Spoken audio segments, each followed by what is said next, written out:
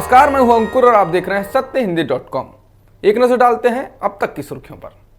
हिरासत से छूटने के बाद पहली बार संसद में बोल रहे फारूक अब्दुल्ला ने पाकिस्तान से बात करने की वकालत की। उन्होंने कहा कि अगर विवाद सुलझाने के लिए चीन से बात हो सकती है तो दूसरे पड़ोसियों से क्यों नहीं। उन्होंने कहा कि सीमा पर झड़पें लगातार बढ़ रही हैं, लोगों की जानें जा रही हैं, हमको इसके समाधान के लिए एक रास्ता निकालना होगा।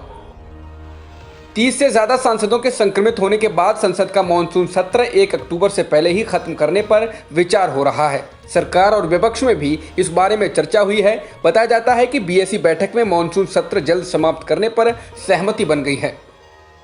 कृषि बिल पर पंजाब और हरियाणा के किसान आंदोलन कर रहे हैं। इसके बावजूद बीजेपी ने इन तीनों विधेयकों के पीछे पूरी ताकत लगा दी है और अब आरएसएस से जुड़े किसान संगठन भारतीय किसान संघ ही केंद्र के खिलाफ खड़ा हो गया है। भारतीय किसान संघ के महासचिव बद्री नारायण चौधरी ने कहा है, ये विधेयक उद्योगपतियों को फायदा पहुंचाने वाला है और इससे किसानों का जीवन और मुश्किल होने वाला है।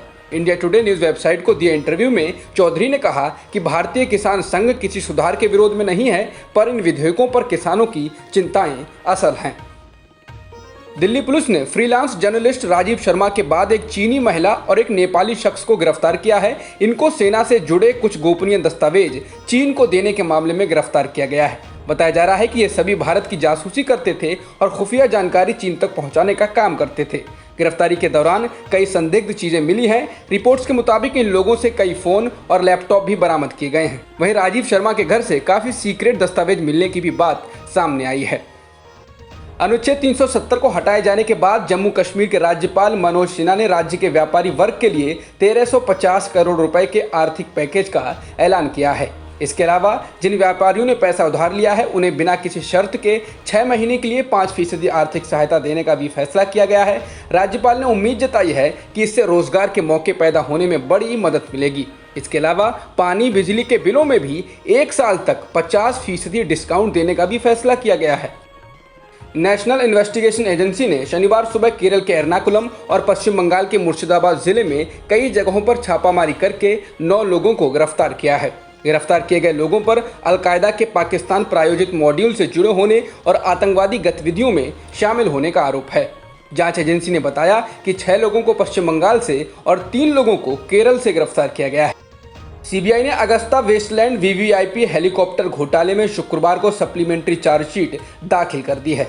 सीबीआई की इस चार्जशीट में मुख्य बिचौलिए Christian Michel James, Rajeev Saxena और 13 अन्य लोगों के नाम शामिल हैं, जिनमें कुछ सरकारी अधिकारियों के नाम भी हैं। गौरतलब है कि कहा जा रहा है कि इस चार्जशीट में एक भी नेता का नाम शामिल नहीं है।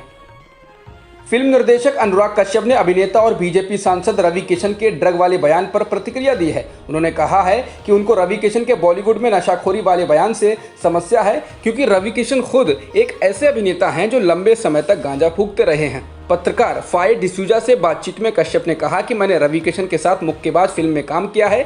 उनके दिन की शुरुआत ही जय शिव शंकर, जय बम भोले, जय शिव शंभू से होती है और ये पूरी दुनिया जानती है कि रवि किशन गांजा फूकते रहे हैं, लेकिन हो सकता है कि सांसद बनने के बाद उन्होंने गांजा छोड़ दिया हो। बता दें, रवि किशन ने लोकसभा में बॉलीवुड में बढ़ती नशाखोरी का मुद्दा उठाया था, जिसके बाद जया बच्चन ने भी उन पर पलटवार किया था।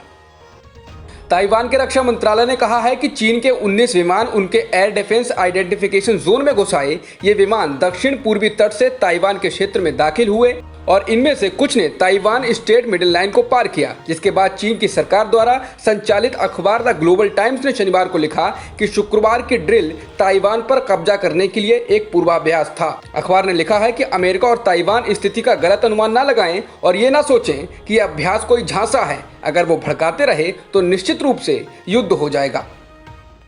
आईपीएल के 13वें सीजन का आगाज हो गया है। पहले मैच में चेन्नई सुपर किंग्स और मुंबई इंडियंस की टीम आमने सामने है। चेन्नई के कप्तान महेंद्र सिंह धोनी ने टॉस जीतकर पहले गेंदबाजी करने का फैसला किया है। बता दें, धोनी ने 14 महीने बाद पेशेवर क्रिकेट में वापसी की है।